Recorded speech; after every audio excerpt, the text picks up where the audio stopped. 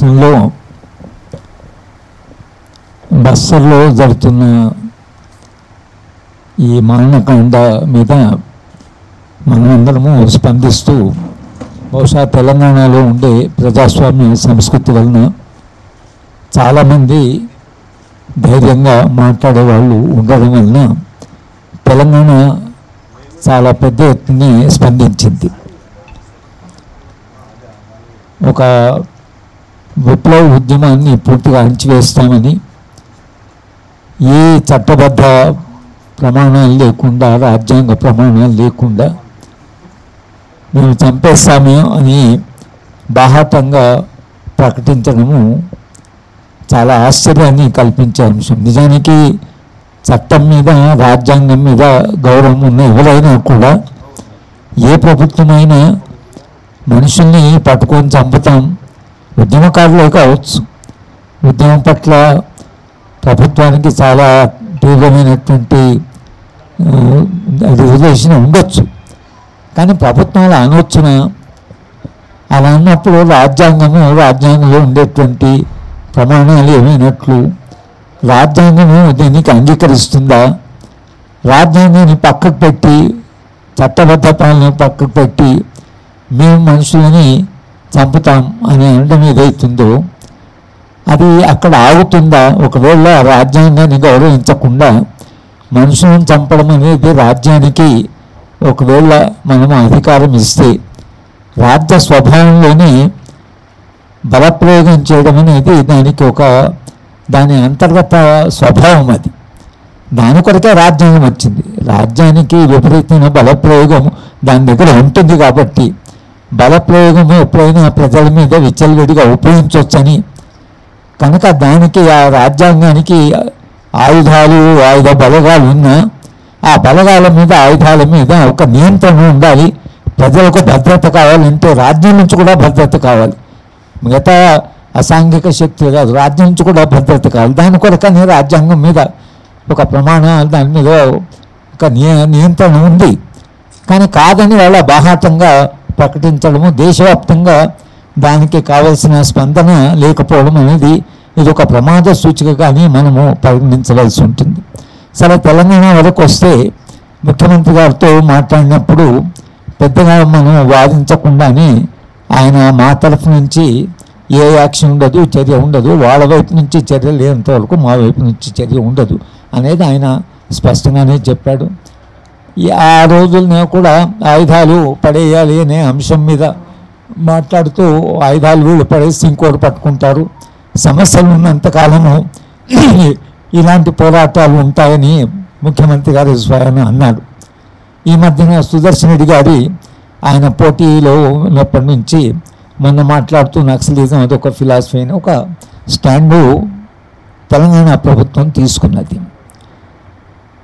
అయితే కాల్పుల విరమణ అనేది పార్టీ వైపు నుంచి ఒక డిమాండ్గా, లేదా వాళ్ళు కాల్పుల విరమణ కూడా చేసే ఇలాగో ప్రభుత్వము అంగీకరించింది కాబట్టి దాన్ని కాస్త ఫార్మలైజ్ చేస్తే బాగుంటుంది అనేటువంటి ఒక ఆలోచన, ఒక డిమాండ్ వచ్చింది. మనము బయట స్పందిస్తున్న వాళ్ళుగా ఈ విషయాన్ని కాంగ్రెస్ వాళ్ళ కొందరితో చర్చిస్తే వాళ్ళ ఏంటంటే, ఎలాగో వాళ్ళ వైపు నుంచే చర్య లేకపోతే మా వైపు నుంచే చర్య ఉండదని అన్నాం కాబట్టి మళ్ళీ దానికే కాల్పుల విరమణ అనేది ఎందుకు అనేటువంటి ప్రశ్న కూడా వాళ్ళు అడుగుతున్నారు. కానీ మనము కాల్పుల విరమణ గురించి ఎందుకు మాట్లాడుతున్నామంటే, కాల్పుల విరమణ అనేది కింద దాకా పోవాలి. అంటే ముఖ్యంగా పోలీస్ యంత్రాంగానికి స్పష్టంగా ఒక ఆదేశం ఏంటంటే, ప్రభుత్వము కాల్పుల విరమణను ప్రకటించింది కాబట్టి పోలీసు వాళ్ళు దానికి కట్టుబడి ఉండాలి అనే పోలీస్ యంత్రాంగం. రెండవది, శాంతి చర్చలు గతంలో జరిగినప్పుడు నిజానికి శాంతి చర్చల ప్రయత్నము కాల్పుల విరమణతోనే ప్రారంభమైంది. ముందు కాల్పుల విరమణ జరిగి రెండు పక్షాలకు పరస్పర విశ్వాసం ఏర్పడిన తర్వాత శాంతి చర్చలు ముందుకు పోసాగాయి. లేకపోతే ముందు ఒకరి మీద ఒకరికి విశ్వాసం కనుక ప్రభుత్వము కాల్పుల విరమణ అనేది ప్రకటిస్తే, కనీసము తెలంగాణ ప్రభుత్వము స్పష్టంగా మేము ఏ పరిస్థితిలో కూడా మా ఆయుధాలను ఉపయోగించము, అటువైపు నుంచి చర్యలు లేనప్పుడు అన్న మాట ఏదైతుందో అది ఫార్మలైజ్ అయితే దేశవ్యాప్తంగా ఒక సందేశం. ఎలాగో కాల్పులను ప్రకటించి శాంతి చర్చలు జరిపిన రాష్ట్రము తెలంగాణ ఒక్కటే. అప్పుడే ఉమ్మడి ఆంధ్రప్రదేశ్ రాష్ట్రం కావచ్చు, కానీ నిజానికి అప్పుడు చర్చలు జరిపిన రాష్ట్రంగా శాంతి చర్చలలో ఒక ప్రక్రియగా అది మొత్తం దేశానికంతా ఒక సందేశంగా ఉండిపోయింది ఆ రోజుల్లో. అప్పుడు కాంగ్రెస్ పార్టీ కేంద్రంలో అధికారంలో ఉంది, ఇక్కడ రాష్ట్రంలో కూడా అధికారం ఉంది. ఇప్పుడు కేంద్రంలో ఉన్న పార్టీ తమ అభిప్రాయం వాళ్ళు స్పష్టంగా చెప్తున్నారు, మేము ఏ పద్ధతిలో రాజ్యాంగం లేదు, చట్టబద్ధం లేదు, మేము చంపేస్తాం అనేటువంటి మాట వాళ్ళు అంటున్నారు. ఇలా కేంద్ర ప్రభుత్వం స్టాండ్ తీసుకున్నప్పుడు కాంగ్రెస్ పార్టీ ఒక శాంతి చర్చలు జరిపిన పార్టీగా, అనుభవం ఉన్న పార్టీగా, ఆ ప్రయోగం జరిపిన పార్టీగా ఇవాళ తెలంగాణలో కానీ కర్ణాటకలో కానీ లేదా ఎక్కడైతే వాళ్ళు అధికారంలో ఉన్నారో ఆ అధికారం ఉన్నటువంటి రాష్ట్రాల్లో మా వైపు నుంచి ఎటువంటి చర్య ఉండదు అని ఎలాగ తెలంగాణ ప్రభుత్వం చేసిందో దాన్ని కాంగ్రెస్ పార్టీ కాల్పుల విరమణగా ప్రకటిస్తే అది ఒక ప్రత్యామ్నాయమైన రాజకీయాలు, అంటే మేము నిర్మూలిస్తాం అనే రాజకీయాలకి లేదు, మేము ఇది ఒక చట్టబద్ధంగా ప్రవర్తించి మేము శాంతి చర్చల ద్వారా మేము ఈ సమస్యను పరిష్కరించడానికి ప్రయత్నం చేస్తాం అనేటువంటిది కాంగ్రెస్ ఒక ఆల్టర్నేట్, ఒక ప్రత్యామ్నాయాన్ని దేశానికి అందించినట్టుగా ఉంటుంది.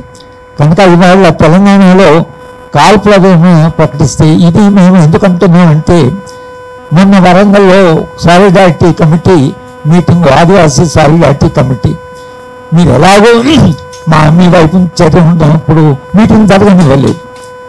కింద పోలీసుల వాళ్ళు కొంతమంది హరాస్ చేస్తున్నారు, కొన్ని కుటుంబాలను మీ వాళ్ళు ఉన్నారా అనేటువంటి హరాస్ చేస్తున్నారు. ఈ హరాస్మెంట్ తగ్గి స్వేచ్ఛగా తెలంగాణ ఎట్లయితే శాంతి చర్చల కాలంలో మీటింగ్లు పెట్టుకొని పార్టీ మీటింగ్ పెట్టుకునేటువంటి ఒక వెసులుబాటు ఏదైతే జరిగిందో అంత అనుభవం ఉండి అంత పెద్ద ప్రయోగం జరిగినటువంటి తెలంగాణ ఒకవేళ శాంతి చర్చలతో పాటు కాల్పుల విరమణ కూడా మేము ప్రకటిస్తున్నాం అని అనడం ఇది ఒక ప్రత్యామ్నాయాన్ని సమాజానికి అందించినట్లు, మిగతా రాష్ట్రాలకు ఒక సందేశం ఇచ్చినట్లు, అలాగే కేంద్ర ప్రభుత్వానికి భారతీయ జనతా పార్టీకి మీ అప్రోచ్ కాకుండా మా అప్రోచ్ ఏదైతుందో చాలా భిన్నమైంది.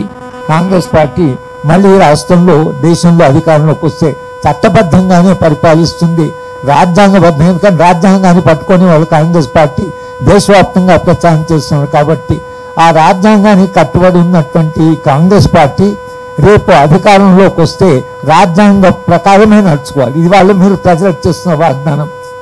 దాని కొరకైనా తెలంగాణలో ఒక ప్రయోగంగా అది చేయాలని రాహుల్ గాంధీని మేము కలిసినప్పుడు ఆయన కూడా సానుకూలంగానే స్పందిస్తాడు, ఖర్గే కూడా సానుకూలంగానే స్పందించారు, వామపక్ష పార్టీలు కూడా సానుకూలంగానే స్పందించారు. తెలంగాణలో ఉండే వామపక్ష పార్టీలు బీఆర్ఎస్ పార్టీతో సహా అందరూ కూడా ఈ శాంతి చర్చల వైపు మొగ్గు చూపారు. కాబట్టి ఒక స్టెప్ ముందుకు వేసి కాల్పుల విరమణ రెండు వైపుల నుంచి ఉంటుంది అని ప్రకటిస్తే ఇవాళ ఉన్న పరిస్థితి మెరుగు కావచ్చు అనేది మేము అనుకుంటూ దాన్ని విశ్వసిస్తూ మేము ఈ ప్రెస్ ద్వారా కేంద్ర Congress party, all India Congress party కూడా ఈ ప్రత్యామ్నాయాన్ని మీరు పరిశీలించాలి, దీన్ని మీరు ముందుకు తీసుకుపోయేటువంటి ప్రయత్నం చేయాలని రాహుల్ గాంధీ గారికి కానీ కాంగ్రెస్ పార్టీకి కానీ తెలంగాణలో ఉండే మన ముఖ్యమంత్రి గారికి కానీ కాంగ్రెస్ పార్టీకి కానీ మేము ఒక విజ్ఞప్తి చేస్తున్నాం. దాని కొరకే ఈ శాంతి చర్చల సందర్భంలో ఇది కూడా ఒక మీడియా ద్వారా ఇది సమాజంలో ఒక చర్చ జరగాలి. మా మొదటి నుంచే మనం చెప్తున్నా ఏంటంటే శాంతి చర్చలు సక్సెస్ఫుల్ కావాలన్నా లేదా ఇలాంటి ప్రయోగం సక్సెస్ఫుల్ కావాలన్నా పౌర సమాజం యొక్క పాత్ర చాలా కీలకంగా ఉంటుంది. తెలంగాణ సమాజానికి మేము చేస్తున్న విజ్ఞప్తి ఏమిటంటే దీని గురించి మీరు